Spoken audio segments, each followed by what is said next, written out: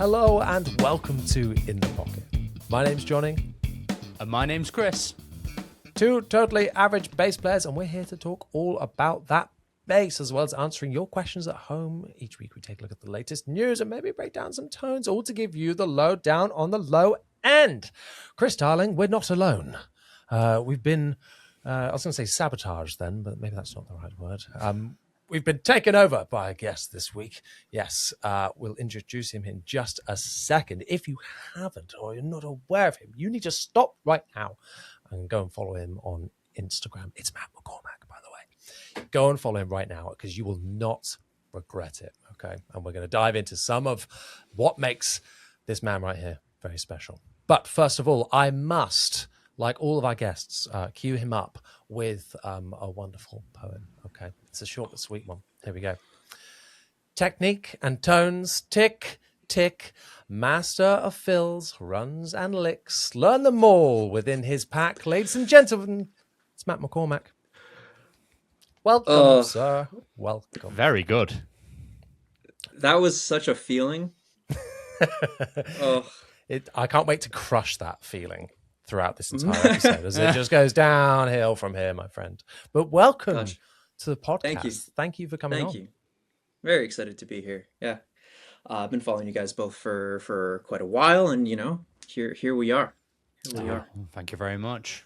Yeah, well, you've grabbed our attention for a while now with just impeccable taste in licks and playing and tones, and we're going to dive all into that later on.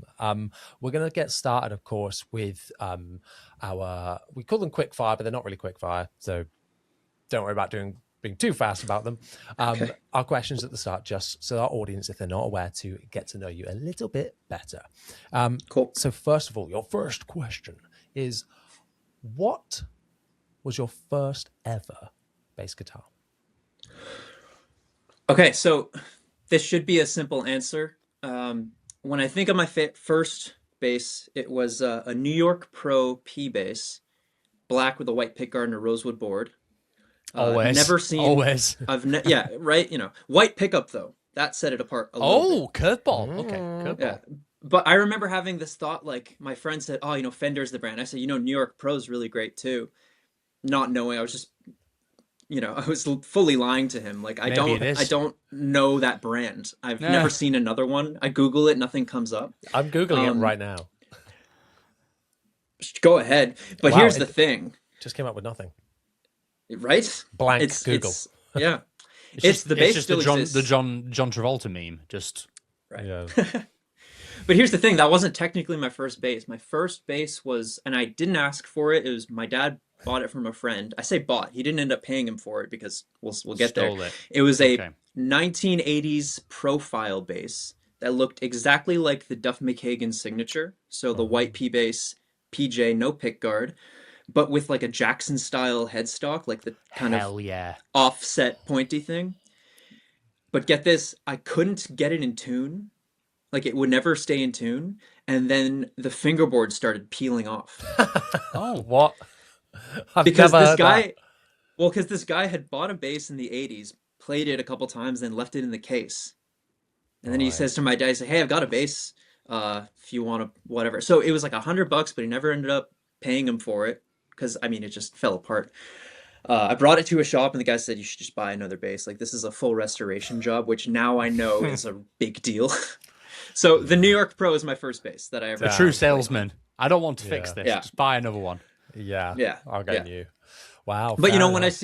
I see my dad's friend, like he's still in our lives, and every time I see him, like I shake his hand and I thank him. I say, "Hey, like thanks for starting this thing." Like kind of when I was a kid, there was nothing going on, and then I was a bass player. So Yeah. Thanks. Hell yeah. Yeah. Well, we'll dive into that story even more on our third question. But first of all, I want to know how would you describe your playing in 3 words? Oh, you know what? Copycat Matt. Okay. Okay. Please do tell us more. Okay, so a lot of my career over the last like 3-4 years has been playing in pubs, which is, where I would make my money. But then kind of the stuff that I'd be working on at home was just learning repertoire to sub for somebody. Like all of my biggest gigs that I had were just like learning this show that someone recorded and sent to me note for note so that I can go in and substitute, you know? Oh, okay. Yeah. Yeah, you guys had another word for it. Like it started with a D, I think. Oh, depping. Yeah. Yeah. Yeah. What does Yeah, that mean? it's just probably the English term for sub.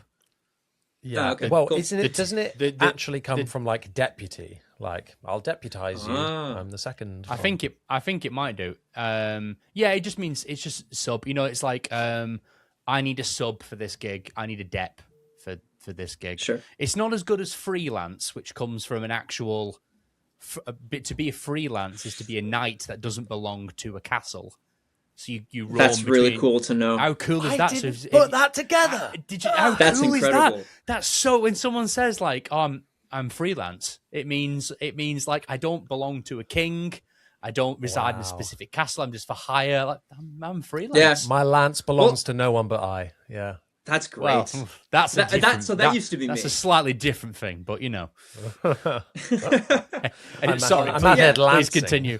All this talk well- of subbing got me really excited. Then, anyway, sorry. Go on, please continue. Come on, man.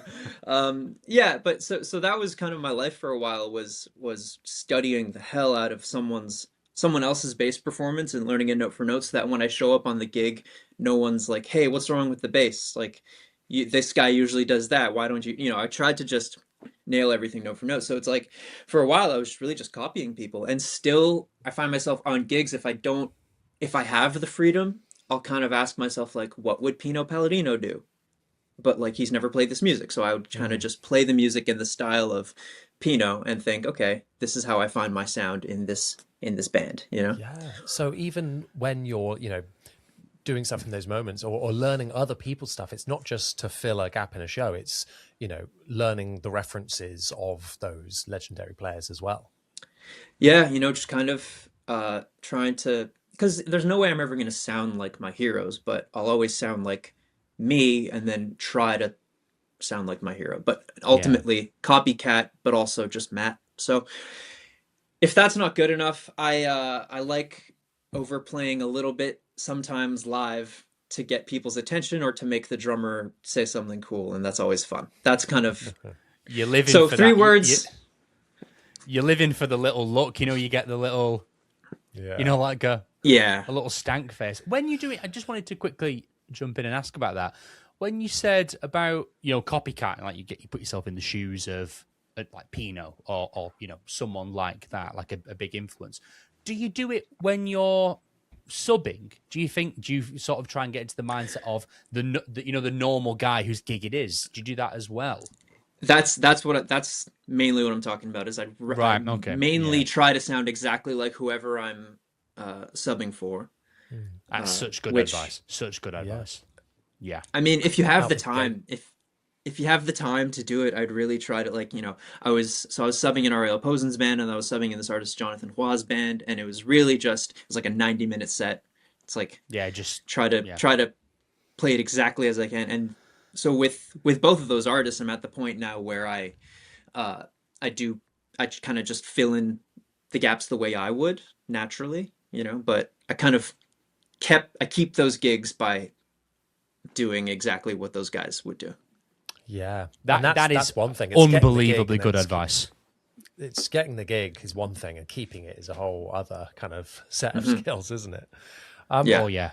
Let's dive. Great Let's advice. take it back a step and go more into your story, Matt, and how we got here today. You kind of hinted at it a little bit a minute ago, but now I want to know, why did you pick up the bass and what made you stick with it? Yeah, I mean, I don't know if this is like a lot of people, but I was kind of under this delusion when I started playing bass that I might have been the only bass player my age in Canada, because my dad was like, "Hey, all your friends play guitar. These kids on your hockey team have a band with 3 guitar players and no bass player. You want to play bass?" Like and identifying a niche, like a business move. Yeah. Yeah. When I was 10 years old, I was like, well, what is bass? I can't hear it in the music. And he says, "See that guy at the back of the stage who's not really dancing very much? That's the bass player." Oh, cheers. Thanks, Dad. Yeah. Yeah. Cool. Yeah. But but I think really just it wasn't even the sound or anything, because like the sound of bass when you're 9, 10 years old is just low undistorted guitar, and you're like, okay, this is fine. But the idea of being the only one kind of really stuck out to me. So once we had a bass, that made sense to me, and like I can go to school and tell my friends, be like, oh, I play bass, and be like, what's that? Or like the guitar player being like, ha, you play bass, that's so easy, what a loser, and be like, ah, well, whatever. Like then I kind of get this like this rivalry thing with him, and it's kind of just stuck. It's like, have you ever heard of Flea? Like, that's not boring, that's fun. Yeah. Yeah. So what you're saying is a sadist, and you just love the antagonism and the pain that comes with being a bass player. I suppose when I was 10, sure, we're talking about the 5th grade here. You're like, somebody bully me, please. Yeah. Nice. Well, fantastic. So at what point, you said about being in childhood, being in all these bands, etc. What then made you go, okay, well, there's a career in this? Or, oh, actually, do you know what? I'm pretty good. I can do this. What made you take that step, and how did you do it? What band would it have been? You know what? Actually, okay, here's the story. When I was 13, I went to. So, do you guys remember the band Simple Plan? Oh, absolutely. Yeah. Okay. So we're talking about this kind of music now. Okay, I was a huge Simple Plan fan. They're from Montreal, which is where I grew up. I just moved to Toronto a few months ago, and so to me, there's like this like local connection with Simple Plan, and they had a foundation, and every year there'd be like a foundation event. You can go, and it was all for charity. And I went with my dad, and we won this thing where it was like, hey, you can go jam with Simple Plan during the rehearsals. It was an auction. Wow. And it was me and my dad versus like some guy with like platinum blonde hair, like like the razor sharp 2010s look. And so it's like, let's do the math. It was like me and my dad versus a teenager. I think we won. And so we got to go, and my dad's awesome. My dad's really cool. Capitalism. Yeah. So we got to go a few months later. I brought my family and some friends to the Simple Plan rehearsal, and I just got to play bass. I actually played Mark Hoppus's like 2001 Warped Tour bass that he gave to. So he gave it to David DeRosier from Simple Plan after that tour, and David had it in the rehearsal space. So I got to play that. And I learned their bass lines note for note, and like he's really good. Like if you listen to "I Do Anything," like there's this like surf line that he does at the end of it with this crazy like down picking 16th note thing. And I've had to learn it. Yeah. Yeah. Oh, really? That's cool to know. I didn't. I've had to do "I Do Anything" as a special request for a wedding. There's one more. I've done 2 by them. It doesn't matter. I've had to do 2 songs by them, but for both occasions, I've been like, I've loaded up. I've loaded up a tab website. We've all done it. It's okay. Yep. It's a safe space. And I've looked at the tab sheet and gone, nah, it's not that. There's no what is this? It must just be. It must just be like 8 notes and of like tabs. But I'm sat there thinking it's not this complicated. Like, what am I even? It must just be like palm muty following the guitars. And then I found like a YouTube cover from like a channel that looked fairly reputable, because you can't pick the one that looks like the camera's bad, because then the guy doesn't know the song. That's how it works on YouTube. So I found it, and I was genuinely sat there for like 10 minutes going, like thinking, I'll learn this in the length of the song, and then being like, take me like a solid hour of just shedding it. Yeah, really cool, really proper underrated bass parts for sure. Simple Plan. No, it's tough, and that he picks so hard. Like I remember just going to see their shows and being like, how does he get that sound? Taking pictures of his amps, like try and like dial the EQ the same way. It's just him picking as hard as he can always. But back to the story. So playing with them, and they put out this thing on YouTube, and they were all shocked that I was 13 and playing the songs like properly. I couldn't pick as hard, so like the sound wasn't there, but I was, I knew the stuff. And then I ended up joining this band because of that, because they put it all on YouTube. And I'd go to shows, or I'd play shows with this pop punk band. And after shows, people would be like, "Hey, you're incredible." It's like, okay, I'm just playing pop punk. Like the stakes aren't that high. But I guess I was my 14, 15-year-old self, like implementing those like fast eighth note runs that David from Simple Plan was playing into our own songs, and I'd kind of like overdo it because I wasn't tasteful. And that's kind of when I realized, oh, this is like something that I am as good as I like it. Does that make sense? Like the amount that I like it is as much as I am good. You know? Yeah, because with loads of things in life, the amount you like something loads, and then your ability is absolutely awful, and then you have to hold that there and catch up. Like I've just started Thai kickboxing, and I love it. I love it, but I'm so bad at it. Like I'm so bad. Like I get my ass kicked every class so far. But I see. I get what you're saying. Please go on. Yeah. Well, you know, it's funny because like as we're talking about music, like I am terrified of other things. Like I was shopping for cars online, and I said, what are all these parameters that aren't like number of strings and finish and pickup type? Like I don't. Other things in the world terrify me because you're like, I'm so deep. This isn't the kind of pickups that I'm interested in. What? Exactly. Yeah, but no, I should try something. Good. Active transmission. I should try something new. Ooh, active or passive? Yeah. Yeah. But yeah, so that's the story of like me kind of deciding. Oh, and then you know the clincher was when I graduated high school. No, I decided I didn't want to learn other stuff and write more essays about things I wasn't interested in, so I went to music school, and then I was stuck from there. You're like, oh, gotta go whole hog now. I feel that. Yeah. I feel that. Yeah. My mom would always tell me like, hey, if ever you want to quit music school and go into sciences or whatever, you know, it's never too late. And I immediately was like, no, it's been too late since September. Yeah. Since I was 10, like, emotionally, it's too late. Exactly. Yeah. So I actually, that's how I feel. Like I can't actually do anything else. Like anything else. Yeah. Can you go to the shops and get this? No. I can learn that though. Yeah. Is that a song? Sounds good. Go to the shops. What key is? Can you go to the shops and get some cheese? Anyway, sorry. So now as a full-time player, at what point did it become your job? Because you're not just gigging, are you? You're teaching as well. Yeah. Gigging, teaching, and producing. That's new, the producing part. At what point? That's a weird one because I graduated. I got my master's in jazz performance from a university. That was. Listen. This is funny because I did 9 years of post-secondary music school, and it was a lot.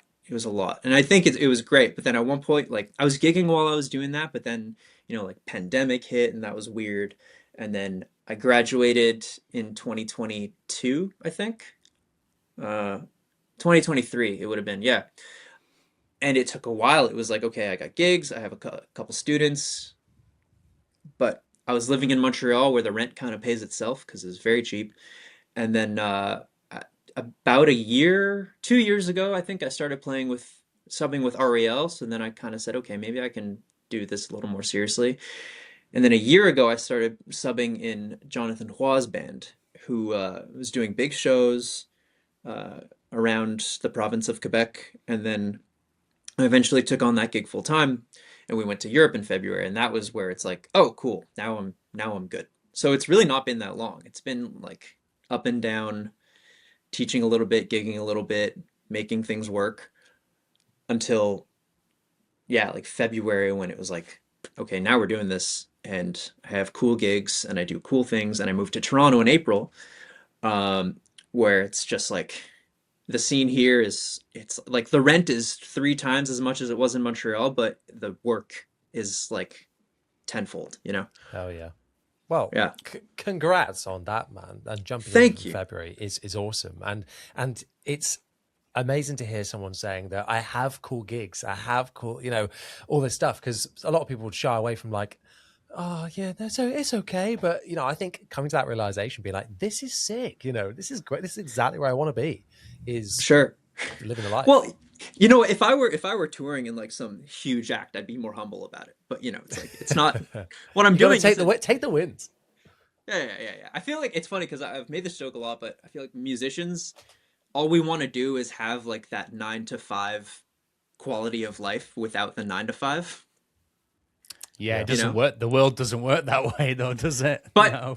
but like, to have gigs where you're making close to that kind of money just from gigging, that's all you can really ask for as a freelance musician, is that level of security, knowing that you're gonna, yeah, knowing that like if my sister says, hey, you wanna plan a trip, with like like her husband and me and my girlfriend, like we'll go on a trip or whatever for a week, and I'd be like, yeah, I can take time off, Yeah, that's the goal, is having that as kind opposed of to being like, if I drop, sorry, I've got one gig that weekend, and if I drop that, you'll never work with me again. Yeah. Or like a year and a half from now, it's like, oh, I don't know, like I might get gigs offered to me for a year and a half from now that I can't afford to not take, Yeah, it's very tricky. Like the first two maybe 3 years of me being self-employed was really like that. Like being like, I just didn't say yes to any social activity because I was like, no, if it's between March and November, I'm just not doing it. I need every possible peak season. That's like wedding season. I need to be available all the time for everyone to say yes. But then you kind of think to yourself, like, what's the point? Like, do you live to work or work to live at the end of the day? Exactly. Yeah. 100%. There'll be people listening to this podcast, and I know there's people that listen that are all different kind of levels of bass player and at different times in their journey. Some people have been doing it for 20 years. Some people, this is their like second year playing and whatnot. Obviously, you said you had 9 years within music education, though, which is which when you say it, it's like, oh my god, it sounds massive. How integral do you think that was to getting you to the level you are now and where you are now? Oh, I think it was absolutely integral. I recently started talking about this with students, where I think music school and like jazz education, what it did for me was not until recently, but kind of understand music as a language instead of music as a science. Which you would think school would kind of go the other way around, but I don't think I've been benefiting from this concept for a lot longer than I realized. But basically what I mean by that is, when I'm playing a song, unless I'm specifically told, hey, play this bass line note for note, like if I'm playing a song that doesn't have a bass line, let's say it's like chords, right, and we're chugging along, right, I think because of musical and because of studying jazz and like the improvisation thing, I can look at a song and think, I'm going to play bass over this song, rather than thinking, what notes do I play and when? Wow. And so what that allows, it's similar to this conversation. Similar to this conversation, none of us are playing we're not speaking what we've memorized, right? We're just conveying ideas with the language that we speak. It's like being on stage in like a theater, you can say the lines correctly, but it's how you say it or how you pronounce it or how the actor delivers that. But even that, I'm not talking about lines. I'm talking about ideas and concepts like this. I've never described this thing to anyone the same way with the exact same words. So in the same way that like Flea always said, like, or I heard this when I was a kid, like, I never play the same song the same way twice. And I think, okay, hippie, whatever. But what that means is like, he knows the song and he's going to play bass over it. Yes, he's going to respect the recorded bass line, but he's not going to play exactly the same notes in the exact same place, the exact same way every time, Yeah, he's reached a stage of, what's the term? Unconscious competence. Yeah, and so that's... exactly. You've got that hierarchy where you start as like conscious incompetence. You try really hard and you get it wrong. And then you try really hard and you get it right. And then you build up to a point where it's like almost flow states. Like you said, you're just playing over the song. It might be D, G, B minor, A or whatever. But it's like, I don't need to think about that because I know we're moving from here to here. I already know this is a good passing note. And I already know a lick that'll work between these two chords. And so that makes it so much easier, because when I have to do that note for note playing that I was talking about, that's kind of my memory going the whole time. And then whenever I listen back to those recordings and my time feel is just a little edgy, because it's my mind going on like what notes to play when, rather than where do I place these notes, right? So when I'm like improvising over these songs in the way that I'm like in that flow state and I know the music and I can just play what my hands want to play, I can think more about timing and feel and like the musical aspects of it rather than what notes do I play and when. Yeah. I know exactly what you mean. That is such an interesting description of that kind of flow state and being like in that moment, but just so confident that you know it's good, you know what to do, and you think, oh, kind of it's that thing of using your brain's not getting in the way anymore. It's not getting in the way of your own playing. Your kind of body and soul is kind of guiding you through instead. Love that. Okay. Love that. That's awesome. Cool. Yeah. But so, 9 years of music school. Yeah. That's just the systems I ended up in. Like I decided to get a master's, but like we have extra school to do in the province of Quebec, which was cool because it costs like 180 Canadian dollars a semester when I did it, and that's 3 years. So that's cool. And then but undergrad, graduate stuff. It's not all that useful, but if there's one thing I got from it is just kind of understanding music on a much deeper and wider level. Yeah, I think. How, without spoiling, obviously your teachings but any prospective, students out there, how do you convey that into a lesson, and what's the kind of best bit of advice you give to people who want to kind of upgrade their skills? Well, I do a lot of work with the modes, unfortunately, because it's like a lot of people like, oh yeah, I learned the modes and whatever, and it's boring. But like I have ways of understanding like the geography of the bass in a way that kind of lets you move around freely and understand where you are and how you can connect where you are on the bass. It's like a lot of knowing your notes, but then like patterns after pattern after pattern, and getting to a point where you can improvise, but not in like a jazz way. Just improvise playing bass on a pop song, Yeah, 100%. Because like when people just think of jazz, it's like, well, I could do anything, and it kind of it's all about licks, all this. But when you can apply that to other genres, that's where it really turns some heads. Then I imagine as well. And pop is incredible for bass players. I actually feel sorry for guitar players in pop. Because we always think like, rock or even metal in playing bass, boring. But even though it's definitely not. But pop in bass is where it's at. It's so fun. Really, yeah. So many fantastic bass lines out there. There's this one song I do in the gig with Jonathan Roy where I kind of copied this from the bass player I took over for, and it's like the second song in the track. It opens with this big like Adam Blackstone style intro, like that gospel kind of like everyone's overplaying and playing the same lines at the same time, and then throughout the song I just get to rip, and like and the guy I took over from, he said, yeah, I kind of just do it until the artist tells me not to, and he's never told me not to. So it's all those like clean bass licks that probably won't get you fired. Well, they haven't got me fired yet, so it's been pretty good. Hell yeah, that's what we like to hear. Yeah. So good. Let's talk about those licks in particular as well, because I said at the start, you guys need to go and follow him out on Instagram to go and check out his playing, because God damn it, man, every single clip that comes up of you is impeccable in so many ways. Oh, thank you. Playing style, technique, and tones, and just you're one of those players that's and I definitely put you in a category of players where it's just you're one of those people that's showy, yeah, but not over. I don't think you're overplaying in places where it's like distracting and it's distasteful. I think tasteful is a perfect word for the way that you compose and that you write, because it always just feels like it fits in that moment in that song. So bravo, man. That is a skill that I yearn for. I think there's a fine line to tread, isn't it? Fine line to tread between like I'm absolutely ripping it, but then at the same time it's like, I'm still in the maybe you could call it in the pocket if you want to.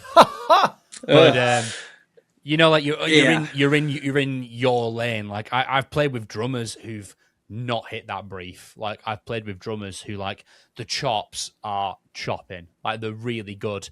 It's like, that's the sickest fill I've heard in years. You missed the one, though. So it's shit.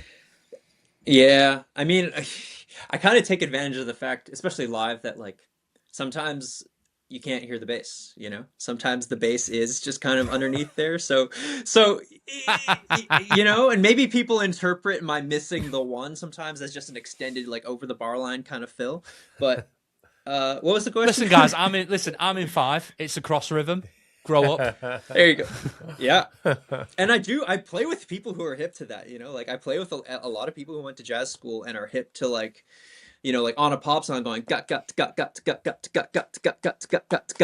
know, it's like, all right, well, that was just fives. So, but yeah, what was the question, Johnny? I was just complimenting you. That was all. There was no real question where that was going. I just wanted to say my piece. Right. I suppose the taking advantage of the fact that people can't hear you is so. I hate. I'm going to use that. It's so I'm just turning volume down. It's so true. I need to. I'll send it to you later. I did a wedding like 2 months ago where they were recording it and I didn't know. Yeah. That was just probably a good thing though. It was just for internal stuff, you know, to check the mixes and stuff so they could cross-reference it. And you know the song "Uptown Funk" by Bruno Mars. Obviously. The middle bit, it goes like a bit further down, and me and the drummer were just not feeling the gig. Like, we were just actively mocking the music while we were playing. It's a band I've played in for years. Like, no one cares. And I've heard the recording back, and I am just shredding over this bridge, like taking advantage of the fact that no one can really hear me. But on the recording, it sounds like I'm just going, just going and going and going. I hope no one public can ever hear that. No one will ever hire me again. That line we talked about, sailed past it, flying colours. Oof. Yeah. Damn. I don't think I've ever played Uptown Funk properly on a gig. I've always kind of been like, I don't think anyone actually knows how to play it. But I mean, yeah, right? So it's a lot. But by the end it's a ton. And then, like, where do you play versus where is it, like, the low singers, you know, like which one is it? But the thing with wedding gigs I've noticed, certainly, like, when I've been to weddings, is like I can never hear the bass player. And if I know the bass player, they'll ask me how it sounds. And I'll be like, I don't slap. It's worse when you slap. Like, you hear it even less when you slap. We're joking, but that's like so true. I think it's down to the mixing. In my experience, a lot of bands have kind of gone, right, we've got a limited time to mix this. I play with a band where they've told me, like, Chris, always love the tones that you bring, like in the ears and all that. It always sounds really sick. Just so you know, out front, everything over 200 hertz doesn't exist.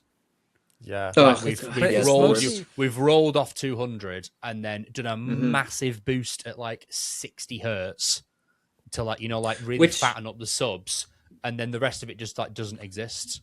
Yeah, and like in most rooms you don't want that 60 hertz. Yeah, that's but in the ears, it's all in the ears, and if you're playing well and the band is having a good time, then it's a good show, right?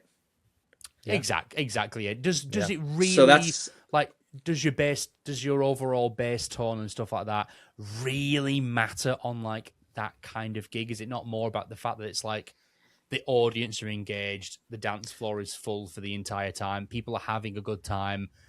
Yeah. I've talked about this loads. Like, who ultimately in the audience cares whether I'm using an SVT or a Noble DI amp emulation? But that's the thing, is like I've gone down that road of like tone nihilism for many years. I was like, this is nothing about anything matters. Let's just play the songs well. But once you start playing gigs on in-ears, especially if it's not your gig, if you're a hired gun for it, like, I want the band leader to be having a good time, because that's super important. Especially the singers. The singers need to be singing over like a good track, right?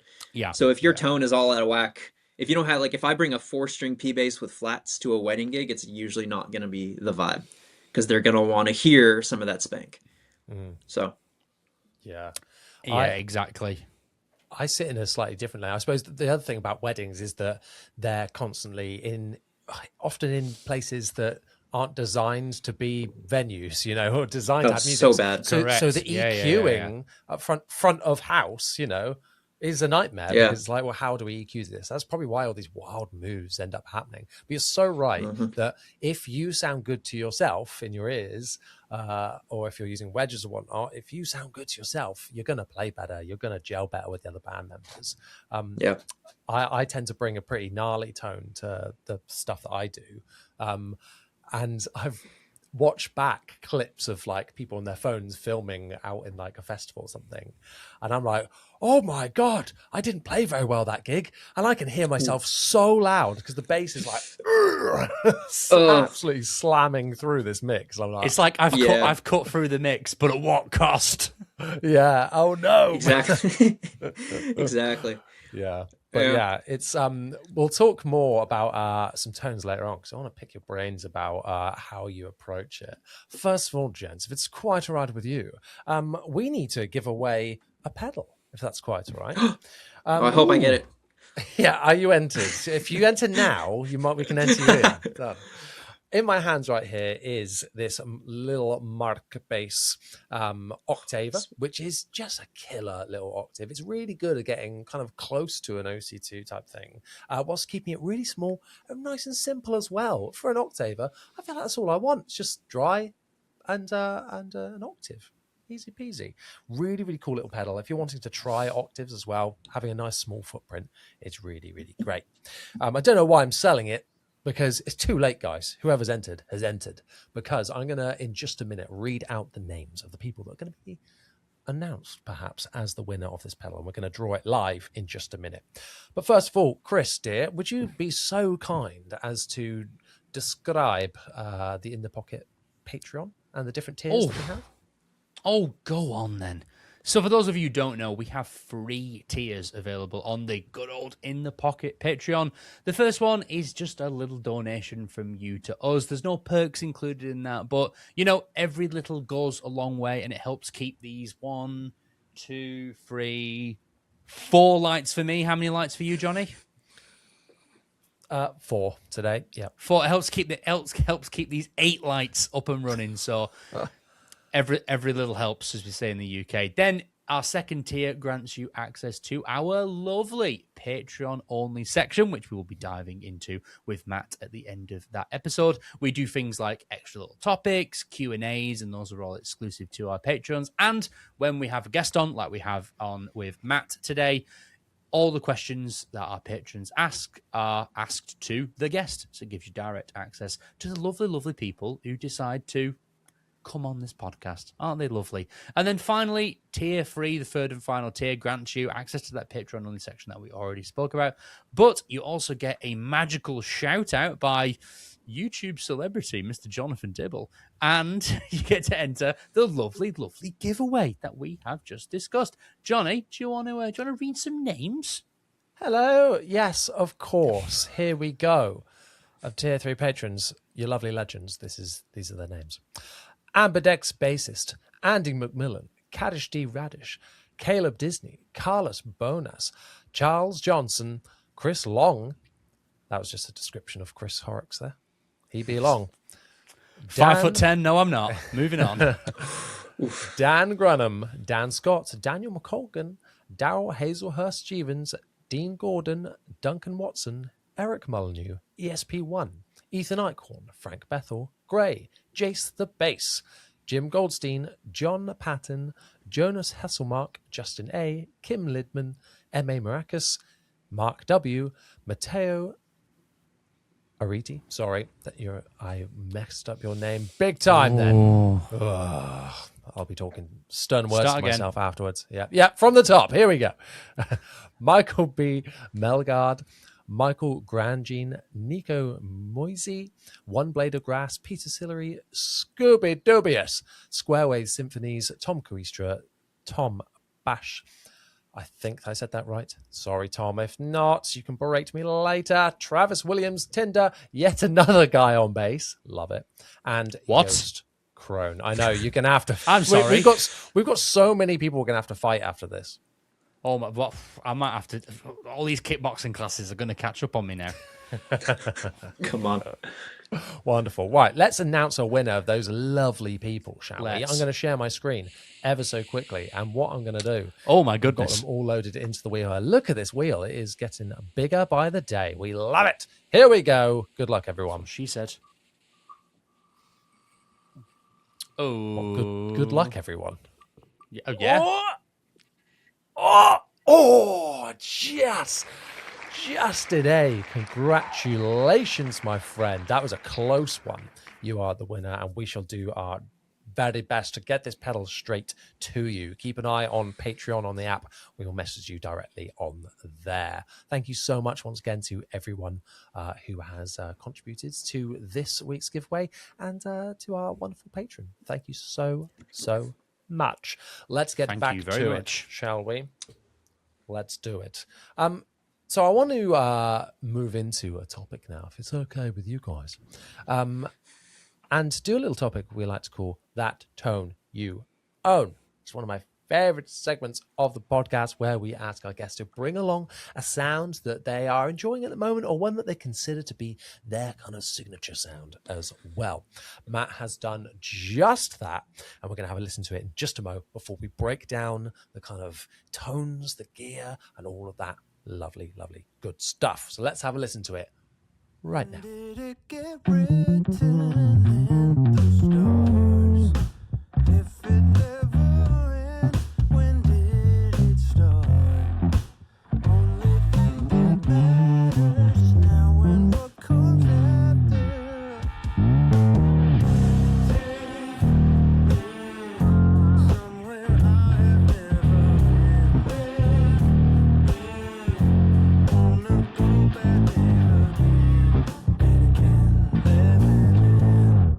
Future, present tense. Future, present tense. Damn, son. A collective damn, son, from the whole audience listening there, because from the get-go, we're cooking with that track. Tell us more about that song, obviously the artist that you're playing with that you mentioned earlier. And tell us about it. Cool. So that's Future Present Tense by Ariel Posen. And that is not what I play live. That is not what anyone played on the record. Shout out to Julian Bradford for playing bass on the record.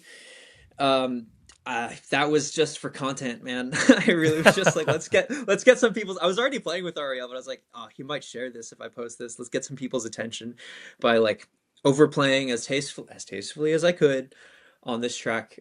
And he gave me the go-ahead to play that, but that was like a year ago. So I don't know if he remembers, and I feel like I might powers have doubled throw him off guard. Then. Well, yeah. I feel like I might throw him off guard if I ever put that in live. Yeah, so that's the Dingwall SP1. My friends make fun of me for that. They like after I make a statement, just say anything, they'll be like, Dingwall guitars, because it's not like I'm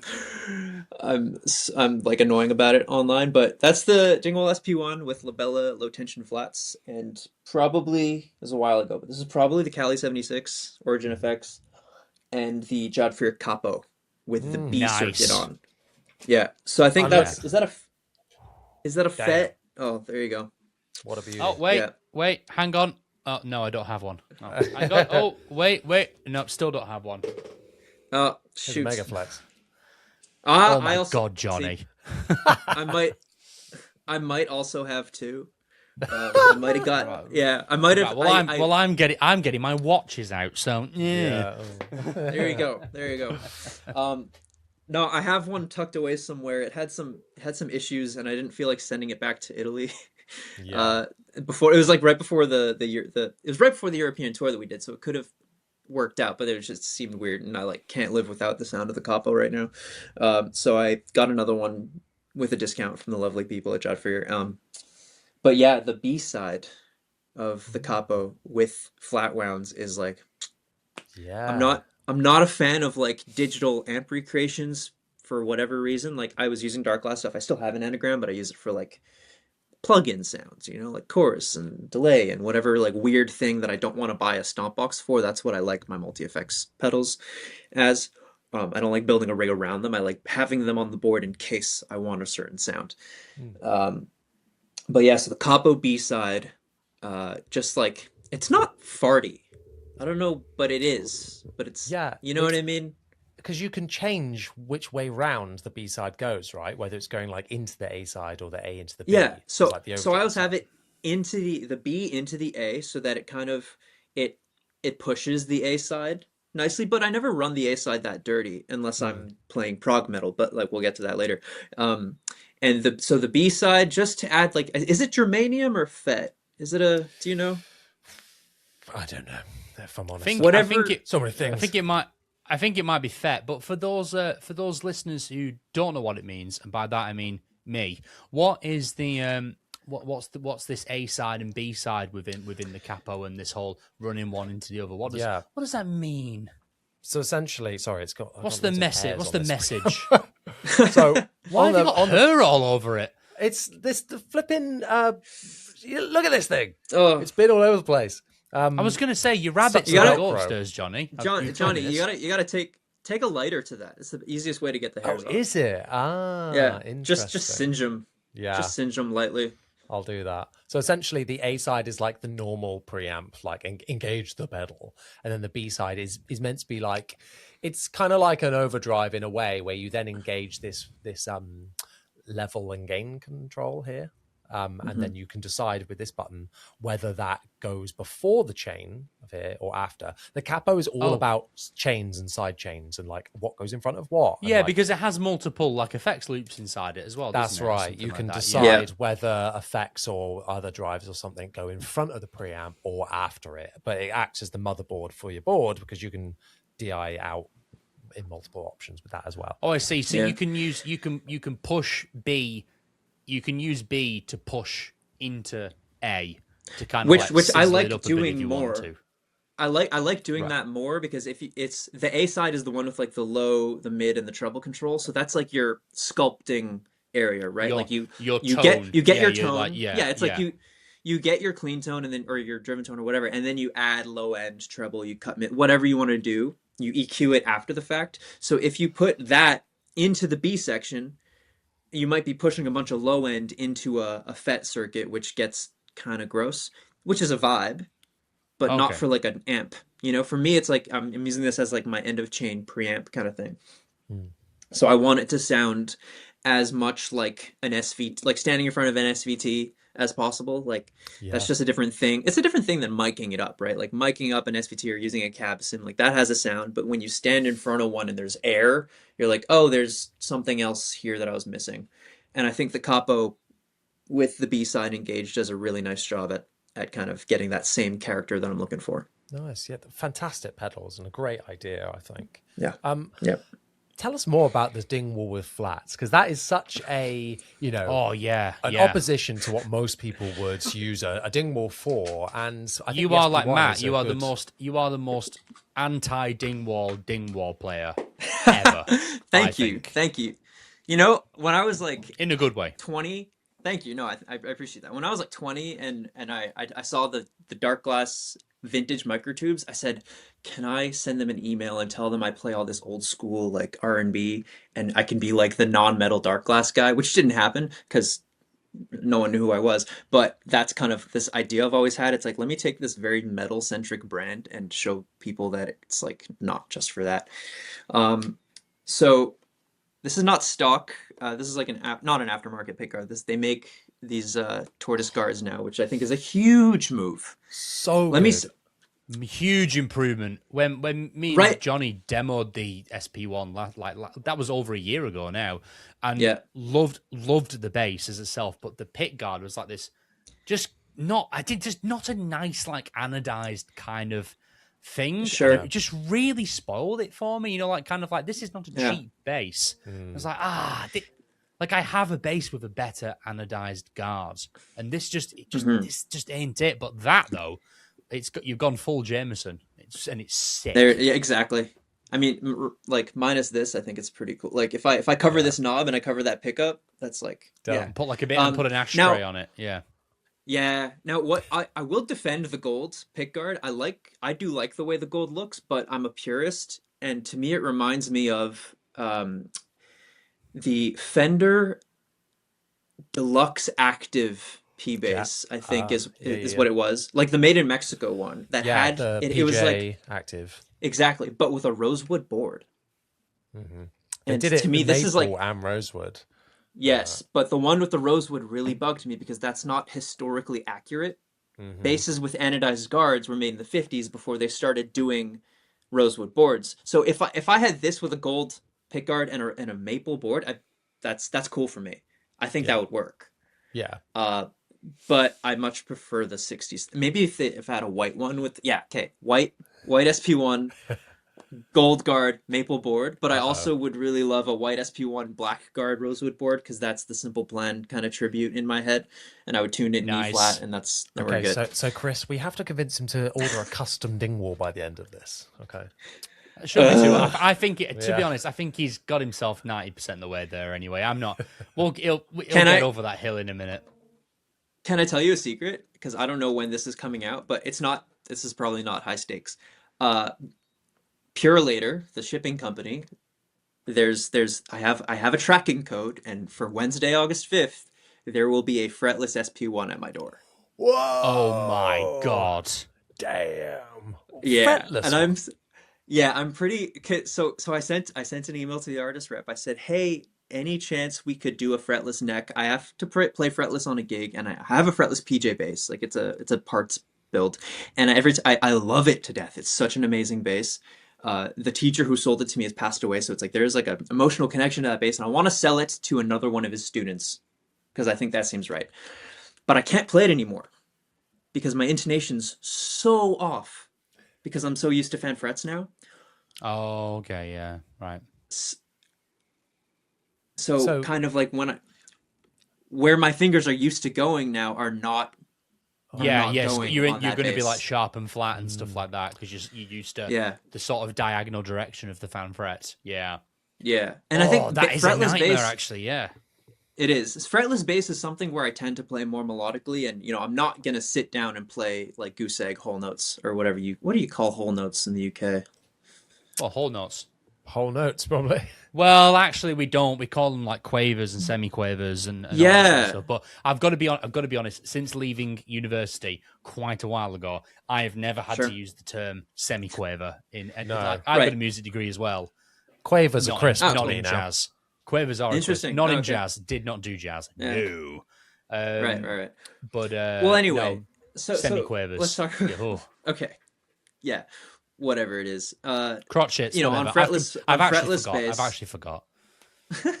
This is terrific. Okay, but yeah, so on fretless bass, it's like I tend to be playing a little more melodically, so I want to I want to have the ease of moving around. So I have this, and I have the 5-string SP1 as well, and I think that's what it's going to be. It's going to be a fretless 5. So in theory, I should be able to close my eyes and just play. Yeah, I'm really excited about it. I'm playing a George Michael tribute show.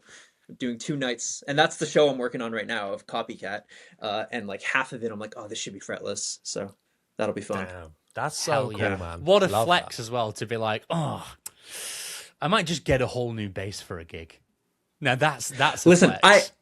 I asked for a neck. I said if ever I have a gig where I'm doing fretless, because there's a couple gigs and a couple sessions, like I'm producing a record and I'm like, oh, this should be fretless.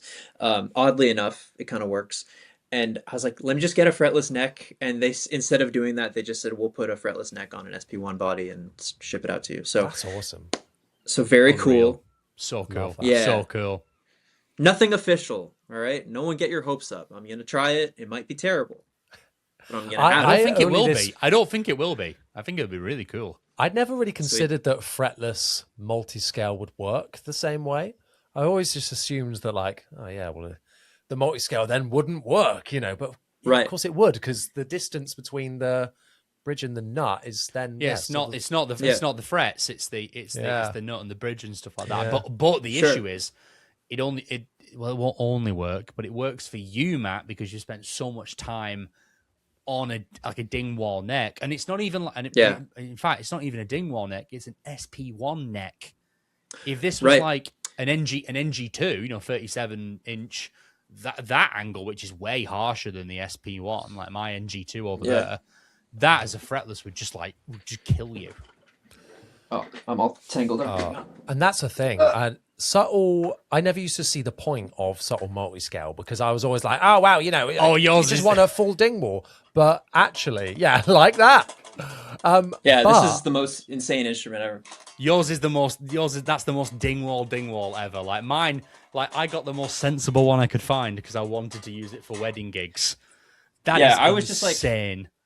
I was joining a prog band and I said I'm gonna be discount Jacob Umansky, which has worked. I play live in Portraits, the band that he records for this band Portraits, and it happens to be my old roommate who is the guitar player in this band. So like once a year I dust off my Jacob Umansky chops and I play his parts, and it's terrible. Do you ever text him and you're texting me like you son of a bitch? Yeah, why did you do that? No, too? He's ahead of me. Like every time I talk he apologizes or something. He apologizes. He says so sorry in advance. This new record is hard. I'm like yeah. Listen, in 8 months when this comes out, you're gonna be really upset with me, and I'm so sorry. I'd had a couple of coffees and I was really feeling it that day, so I went for it. Yeah. If Jacob Umansky's telling you, oh yeah, this is quite hard. Bloody hell, it's going to be hard. Yeah. Oh, yeah. And let me tell you, that's not a genre where you can't hear the bass. Like we did a run with Portraits in January 2025, opening for Adam Neely's band Sungazer. Mm-hmm. And every clip I heard, I'm like, oh, the bass is there. The bass it sounds more like an 8-string guitar. It's like the mid-range and the clank, like it's all there. Yeah, it's all there. So there's no mistakes. Yeah, no mistakes. But anyways, this is the bass that I kind of prefer being known for. Yeah, it's awesome. I love that you're getting on with it. I'm in a real multi-scale thing at the minute. We went to Bass Bros recently, and I was playing blindfolded and ended up playing this multi-scale better than I was playing the other basses whilst blindfolded. Nice. You know, and was like, oh, like this feels really natural. And it wasn't an aggressive one; it was a subtle multi-scale. But I was like, it's my life. Playing these 35, festivals, 33, that one. Yeah. Oh, so that's nice. Yeah. The multi-scale, like it feels natural, I think. And what I get a lot of questions like playing festivals with Ariel, especially because people who go to his shows are like they're all guitar players, but they're not in this world. Mm-hmm. So they ask me, so what's the deal with the fan frets? Is it like, and the thing they always ask is like, is it because it's natural to the hand? And I said, oh, so they think it's like a comfort thing. Oh, okay. Yeah. And I kind of always tell them it's like the piano thing. But with this bass particularly, like this is a 34.25 inch E, so it's an extra quarter inch. But then this is a 32 inch G, which is similar to like a medium scale bass, right? And so I find that with flats, it kind of does that. It does that thing where flats are warmer. Obviously. But for the D and the G string, it's like extra warmth to kind of balance the instrument. Like Ian talks about playing a short scale bass where like you can play up here and it still reads as a bass note. Yeah. I think that's so interesting. Yeah. So it's not quite there like a Mustang, but it's on its way, so it helps. Yeah. And then for guys like me that like to express and be musical about it, it's like having the frets closer together than on a standard P. The benefit of it not being a short scale when you're slightly more loosey goosey in the string tension, you've got nice tension on the strings as well. Yeah. Amazing. Are you running just the precision bass pickup most of the time? Oh, always. There's this basically yes. But I don't think I could live without having this because sometimes if I'm doing if I have like a more minimal rig, turning on to the series section just gives you that oomph, that extra boost. So it's like a boost pedal kind of doing that, which is nice. And then I think this is the most musical bridge pickup that I've heard. It's a good bridge pickup. It's a really good bridge pickup. My time with it, I was really impressed to the point where at one point I thought I was playing the neck, but I was actually playing the bridge. Yeah. It does kind of lend itself well. I mean, like these single coil looking pickups that they do are P bass pickups inside, right? So it's kind of like a dual P, but they are different pickups. They're voiced quite differently, but yeah, I've found that this pickup on its own with flats does a really good Hofner sound. Oh, interesting. Nice. Yeah, that's a bit of me. That is. Maybe I will. Maybe I will actually have to buy one. I don't know. Do what you I like my NG2. Mm-hmm. And all the other ones behind me. The NG2. All the time. Yeah. Oh yeah, all the time, Johnny. Who's the NG2 all the time? Yeah. I take that to wedding gigs to upset people. Like I can tell you countless times I've gone to like a gig, not necessarily like a dep gig or a sub gig. I might be the sub, but I've done it a lot with them. So they it might be like I've done 20 gigs with this band now. Like I know them really well. I'm not the main guy, but I gig with them a lot. And I'll say to them, I'm gonna bring the Dingwall this week. And they'll all go, why are you bringing that stupid like Dingwall? Like we're not playing any Periphery songs or anything. Like why are you bringing a metal bass? And without fail, every single band has said this to me now. I bring that and I load up what I call like my nice DI preset in the anagram, which is literally like the Noble with some compression, bit of EQ, whatever. Nothing too silly. And that's like almost the only time someone comes up to me and goes, I was so wrong. That bass sounds so good. That's the best 5-string I've ever heard. You know, that kind of thing. And I'm like, because it's so clear. Like the notes are so even across like the fretboard. It's such a good bass. Yeah.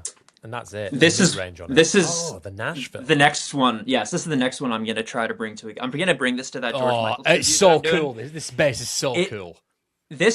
So it is basically it's a combustion, but what's really stupid about this bass, and I mean that in the best way, is it has 7 pickup options. Wow. Okay. So let me run through. We can do this one, this one, this one, these two, these two, these two, or all 3. I was going to say, please say all 3 as well. Yes. Yeah, but when it's all 3, it's in series, so it's like you know what it is. It's like P bass because it's kind of different. It's almost like the low pickup, a bit like a grabber. You know, you've moved it from one place to the other. Kind of. But what it sounds like to me is like this is the D and G pickup of a P bass, and this is the E and A pickup of a P bass. But you can get them on all. I want to see you play across the fretboard and have to change pickup selection halfway through a bass line as you move strings to get higher up. Yeah, it's not that's not going to work. But this is like it's surprisingly like that '80s P bass tone. You know, like that really dry, pointy, like you get a bass player with a pick. It's slightly further towards the bridge, I suppose, isn't it? Yeah, so it's going to give you that slightly brighter sound. Which is really cool. But then these two together is like a Music Man. This is like the Music Man neck pickup. Both is kind of like both Music Man pickups on, like a 5-string HH kind of thing. And I'm just like, I'm really having so much fun with it because every song I play along to, I can get the exact tone. It's really ridiculous. Hell yeah. All right, that's the end of my ad. Oh, looks so good though. So good. I want to talk more about basses and tones over in Patreon, I think. But first, I want to know a little bit more. We mentioned it in the poem at the start about your library of licks and the packs that you kind of give to people. Tell us more about that and where the idea for that came from. I started getting looks from people on gigs when I would go for it. You know, that's when I knew, kind of thing. But no, it all stems from, again, like David DeRosier from Simple Plan would pick a time at the end of a song or like at the end of the re-intro or whatever to play something cool, then go back into the verse. And I thought, that's great. That's really speaking to me. Like genuinely, I would listen to songs over and over again to hear him play these parts. And then, I went to jazz school. I learned what a lick was. I learned that a lick can be like 2 bars long, and then kind of ripping one of those like in a chorus of a song. Or let me get into this a little bit. Montreal is huge with the hip hop jam session. Where it's like you get a band on stage, but maybe no one knows each other, or maybe you've never played in this particular setting before together, and you make up a beat, and then rappers go on, and then like it gets more and more intense, and it becomes a song, but it's all improvised. Like I don't know if I'm doing this justice, but Grove MTL and Le Cypher, those are the two events there, and it's like I would always, and there's an SVT on stage for some reason for the bass player, right? Oh yeah. And I realized like if I hit an octaver and we're going, like we're grooving, but it's like the whole room's bouncing, like it's towards the end of the song, and then I just abandon the groove and I go like people go nuts. Especially the rappers who I respect a lot, like some of the best MCs I've ever heard live in Montreal, and they appreciate that. And to me, it's like if I can go from standing at the back of the stage to connecting with the people at the front of the stage who are running this party, it sounds so like abstract, but like that's what inspired me to like kind of really dig into this concept. So for me, it's like these licks are ways of taking a moment to stand out confidently because like you've practiced this language, like these parts, these licks, if you want to call them licks. I don't really like calling them licks, but it's what it is. And then coming back and landing it, right? The most important part is landing it, but to be able to step away from the bass line, move some air, take the spotlight for a second and then come back. To me, that's been really powerful. And I think it's been a way to kind of stand out and show people what I'm about as a performer, not as a bass player. There's a difference between being a bass player and a performer, but we don't have to dive into that too deeply. I think that's kind of self-explanatory. Yeah. Yeah, wow. And so how can people kind of get involved with this and what does it contain, Okay, so I have 2 lick packs on my store at jmattmccormack.com, link in my bio. And then I have one post that I was feeling ambitious one day where I just wrote a really, really long lick. And a guy on Instagram, Alex Brown, took it upon himself to transcribe it. And so I grabbed that. We talked. I sent him my lick pack for free, and we talked, and he let me sell his transcription of my super long lick. It's like 6 bars long or something. It's dumb. It's the pinned post on my account if you want to check that out.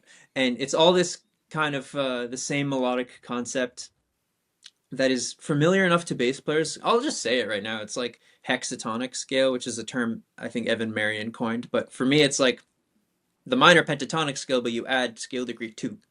So it's like 1, 2, flat 3, 4, 5, flat 7, 1.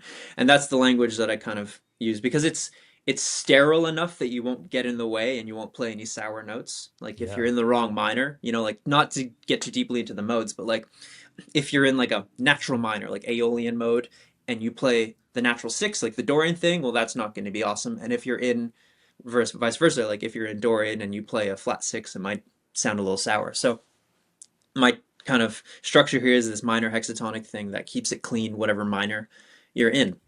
And again, like it's a good way to get a look. Especially, I do it on wedding gigs where it's a very like hip hop influenced kind of Super Bowl halftime show type of wedding gig, and being able to kind of go for it in those moments is huge, and I've gotten a lot of good recognition for that. So.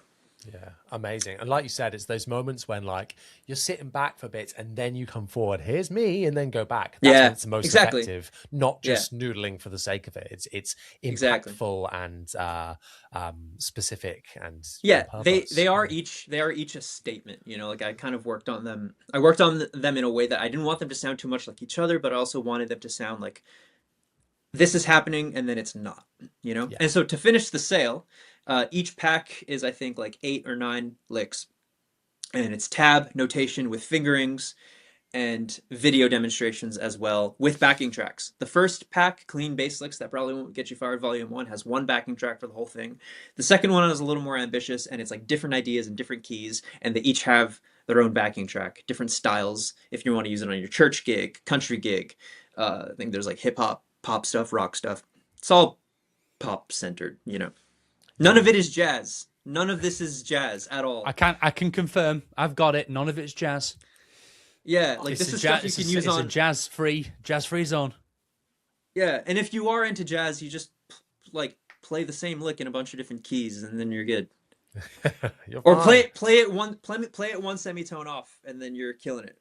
It's a very cool way. It's a really good pack, Matt. I mean, I don't have any experience with the first volume. But I've really enjoyed taking Volume 2, and I'm going to be honest, there's loads of it I've not...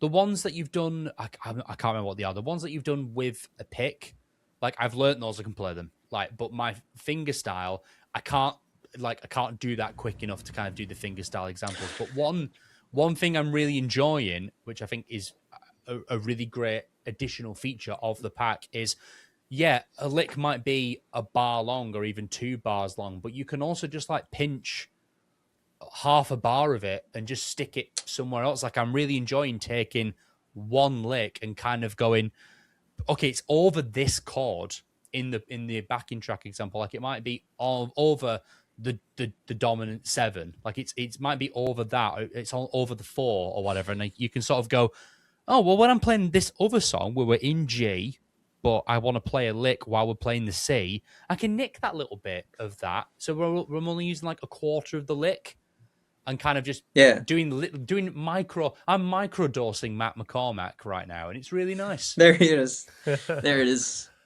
Yeah, and I think my hope with this is that people can take it and then begin to understand the concept as well as I do, or better, hopefully. Yeah. So that you don't have to like think like, oh, what was that lick? Because like on a gig, I probably have like 5 or 6 ideas that I'll actually use. Because I don't remember all of my licks by heart. But if I went in there and learned them all by heart, then I'd have more ideas. But I'm also, because of what I talked about before, I'm not worried about playing things note for note. I understand how to get up the neck and then back down the neck using this kind of language.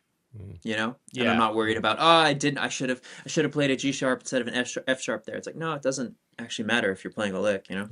I think that's a really powerful tool to have to speak that language. And thank you for providing a entry point for people to start speaking that language. I think it's awesome. Sure. Should we do a coupon code? Should I drop a coupon code for this right now? Why the heck floor not? Is yours. Yeah, I'll put it on Shopify. I'll update it right after we end this call. What should it be? What should it be? Chris Long. Chris Long. It's just for Chris Long. I guess just Pocket is the easy one, right? Pocket. All right, use coupon code Pocket, and it'll make the lick packs more expensive. Hell yeah! I love that. No. I'll throw a discount on there. Yeah. Dude, thank you so much. We'll put a link to everything down below. We'll do a post about that as well. So. Yeah. Okay. Cool. And I can awesome. We can. It's a we'll film it. It'll be a compilation of me like playing the lick, trying to play the lick over and over again. Like,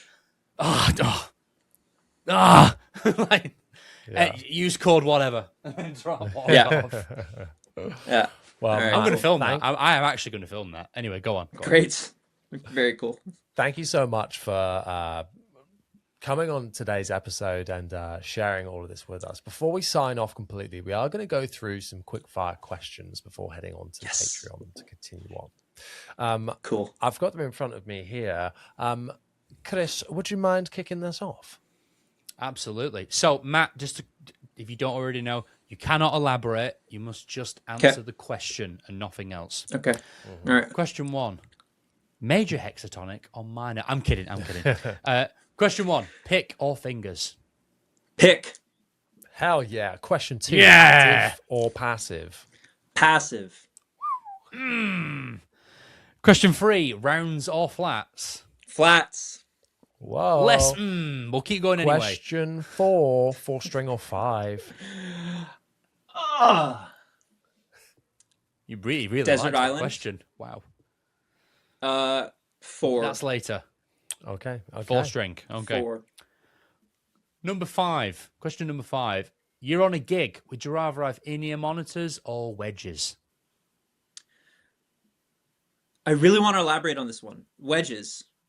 Oh, go on. Why? Because I like wedges more. I really do like wedges more. Right. But but this is new. Like this is 2 days ago. I changed my mind on this. Oh wow. I've been since I've been playing like cool, real like big gigs. Whatever. I don't want to. All my gigs are cool. I really like gigging. But like with Jonathan Hua, with Ariel Posen, it's been on ears. It's been like, can I edit? Can I change my mix? This weekend, no, what day is it? Wednesday, I did a gig, and we were on wedges, and I was like, oh my god, like I could hear the air. Like I can hear the music. It's not just being injected into my head. There's a lot to be said. I can hear it and I can feel it. Exactly. There's a lot to be said for like doing a gig on wedges where they ask you what you want and you go, can I just have like a bit of everything but the bass louder? Yeah. Like that, and it's like I can.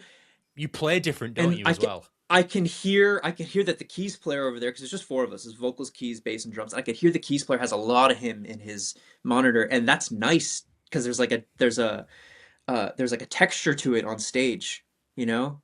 Yeah. And we were all thrilled. Like, if it's a good wedge mix, like, oh my god, it feels nice. It feels rich. When you turn your head, your mix changes. I was just about to say, do you ever do the thing where you might walk over to a different member and then be like, "Oh, I hate what you're doing." Oh, and then but it's also like I can't hear myself. And there was a bass amp behind me, you know, like I could feel it. Like, it was great. Yeah, that's every gig for me. We don't use in-ears at all. And that's the thing. When it's good, it's great, but it can be bad. Yeah. For sure. I am 95% in-ears, no amp. And it's there for convenience. I get it, but you're playing and you're like, it would be nice to have like something like just like kicking the crap out of the back of my head right now and be like, oh, yeah. I mean, it was like the 200-watt rumble, or maybe the 500-watt rumble, but it is probably 500 because it was underrated amp. The rumble series, so good. I've got like the 100 or 200 over here, and it weighs nothing. It's next to my Dark Glass 212, but like they're both amazing amps. Anyway, I wasn't supposed to elaborate. My bad. No, that's all right. We'll let you off, Johnny. We welcome it. P or J? Your move. P. Hell yeah. Desert Island bass. Hang on, right here. It's an acoustic bass. What the? Oh, I wanted to ask you about this. Yeah. Thank you for reminding me. This is 2015 or 2014. Late. It was November 2014. I ordered these parts from Warmouth. Let the record show that was before Mark Hoppus switched to the Jaguar. I was a huge Mark Hoppus fan, and I wanted to like pay tribute and do a Jaguar. So it's a Warmouth Jazzmaster 4 body with what's this pickup? Lindy Fralin. It used to have a quarter pounder because that's the only P pickup that matters in rock music. Hell yeah. The Seymour Duncan quarter pound. It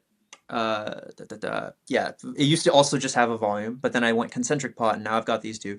Desert Island bass is this bass. It's huge. It's so heavy, but it sounds amazing. And right now it's tuned to C sharp standard baritone tuning with flat wounds. Wow. And it's I love it. I love it so much. Huge precision neck. Like, it's just, I love it so much. Forgot about this bass, and I was like, I'm excited to talk to him about this bass because it looks so good. My brother-in-law got me this sticker. I don't know if you see this sticker. We can. Oh, Yu-Gi-Oh! Nice. Yeah, it's like, what does this say? It's like, friends, gotta catch them all. Love and affection. Yeah, that's wrong. Close enough. Anyway. Close enough, mate. But yeah, so that's what this is. Desert Island bass is the only bass. I'll be buried with. Nice. I genuinely want to be buried with this bass. I love that. Wow. Yeah. We're going to talk about that on Patreon, please. Sweet. But let's move on to our next question, which is, what is the best bass effect? MXR Carbon Copy Deluxe analog delay. No, not deluxe. Not deluxe. Sorry, Carbon Copy analog delay. Fun. Nice. We'll talk about that in a minute as well. Yeah. Anyone who's not paying, you don't get to know why. Yeah. The suspense. Next question, please. Matt, can you please give us your bass player hot take? All right, this is going to be a clip. This is going to be a reel. Mr. Ian Martin Allison. You suck.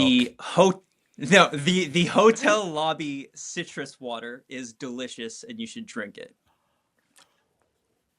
Oh my God. That's my... Whoa. I think Matt's just brought the internet. That's going to get at least 20 likes on that one. Yeah. Wow. No, I'm a huge fan of that stuff. Anyway, if that's not a good enough bass hot take, in a time when baggy trousers and mullets are in style simultaneously, you can do whatever you want musically and be proud of it. What a quote. What a lovely, heartwarming hot take. I think that's a lovely take. And mustaches, if I might add. Yeah, baggy trousers, sure, all that. Mullets, mustaches. You can do whatever you want in life. If you're a slapper, if you're a tapper, if you play with a pick, if you play with chorus, if you play with no low end in your tone, like this one album by the Willem Scream, it's all art. Yeah, it's all art. Everything's in style. There's no rules. There's no rules. That's the thing. Hell yeah. And the last question is kind of hinges on yourself, Matt. Now, I saw a Yu-Gi-Oh sticker there. Have you got something specific that you're nerdy about other than bass, or like a pop culture thing? Might be a film or a TV show, something like that. All of it. Star Wars, Marvel, all right, anime, Yu-Gi-Oh. I have a Yu-Gi-Oh deck. I haven't played in a while, but it's a modern deck. Okay, well, let's stick with the OG then. Great. What Star Wars character do you think would be the best bass player? Okay. Jedi Master Ki-Adi-Mundi. God, he knows his stuff. Bloody hell. How much jazz is fit up in that brain? Whew. Yeah, no, he's just giving me like Lee Sklar vibes, you know? He does give Lee Sklar vibes. What a... It's the beard. Wow. Yeah, but also, not that Lee Sklar has a huge head, but he has the beard and the hair, and Ki-Adi-Mundi's got the head. And I think it's a process of elimination, really, but whatever. It's quick fire. Love this take. That's beautiful. Yeah, and also we've not had anticipate. Go on, please, Johnny. Go on. Sorry. No, please. After you. I was going to say, now I'm picturing Lee Sklar being shot in the back by clone troopers in a quick cut compilation over some really sad music about 80% of the way through Star Wars Episode 3 Revenge of the Sith. He's like, come on! Name the system he was on. I'm not that good. Yes, I'm good. I'm not that good. Well, wait. Johnny you will could get play it. You could You could play it in Battlefront 2. Let me say the he's best on a video bridge. game ever made. He's best. Yeah, not the remake. Not of that crap. No, the original. No. PlayStation 2. Yeah, Elite. The only game that matters. Exactly that. Yeah. And can I give you an even more hot take? Sorry, listeners, if you don't like Star Wars or video games, we'll see you next week. But you know what's the greatest game of all time? And it's in the Star Wars franchise. And I will argue with anyone forever on this. I don't care. The best video game ever made, and the best Star Wars game of all time is Star Wars Republic Commando. I used to want that so bad. Almost no one's played it. Yeah. I believe I can remember the cover being like... I played that game all the way through so many times. It's not even a longer game. The ending's terrible as well. But it's just, the gameplay was just like, you were like Special Forces clone troopers. You were like an elite squad, and you were like, you didn't have the accelerated growth. It's like they took longer to grow these ones, so they could train them for longer. And they weren't like specific clones of Jango Fett. So they all had their own specific like personalities. And they went into it it's in that gap where like, I think like 2/3 of the way through the game, Order 66 is like called, and they're all over the comms like on a mission being like, what is going on? And the gameplay was really cool. You could do all this tactical stuff. You could like command like your team of like 4 to like breach that door, do this, do that. I could do a whole podcast just on that game. I loved that game. So anyway, next question. This is incredible. It's like no one's gonna go play this game now. No one has.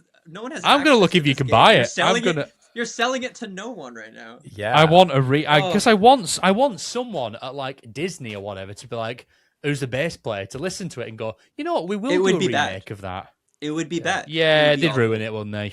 Yeah, EA will get their hands on it and do something nefarious, probably. It would just look too good, and there'd be too many options. Whatever. I don't even play games anymore. It's just. But Ki-Adi-Mundi is my answer. A solid choice. Can you name the system? Answer. And that's the game you need to buy. That's the one. Oh, I want to say it's Magito. You are correct. Yeah, I looked it up in between. Oh, sick.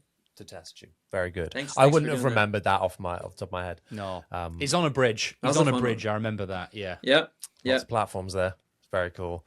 Excellent stuff. Yeah. Well, what an incredible high point to end on, chaps. Thank you so much once again.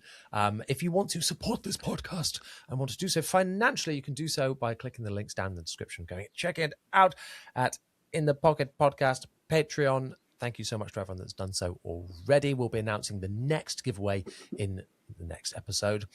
If you want to support us in various other ways, you can do so for free by subscribing to us on YouTube. If that's where you're watching us now, leave us a lovely like and a comment down below. You can also go and follow us over on Instagram at In the Pocket Podcast. I nearly forgot the handle then. That's what it is. All of the links for all of our platforms, etc., are down below. But every level of support is appreciated so much. So thank you very much. Matt, my friend, where can people find you on the internet? At jmattmccormack on Instagram, www.jmattmccormack.com. The J stands for John. I was going to ask you that. Yeah. Thank you for. It's just an Irish thing. Yeah, that's that. Hell yeah. Chris, where can they find you? Nobody cares. Go and Google Star Wars Republic Commando right now. Okay. That guy on bass. It's the same as everywhere. Please subscribe to me on YouTube. I'm trying over there, guys. I'm really trying. Jonny, where can the lovely people find your good self? You can find me at Jonny Dibble on YouTube and over on Instagram. Once again, everyone, thank you so much for watching. We'll see you next time. Tatty bye.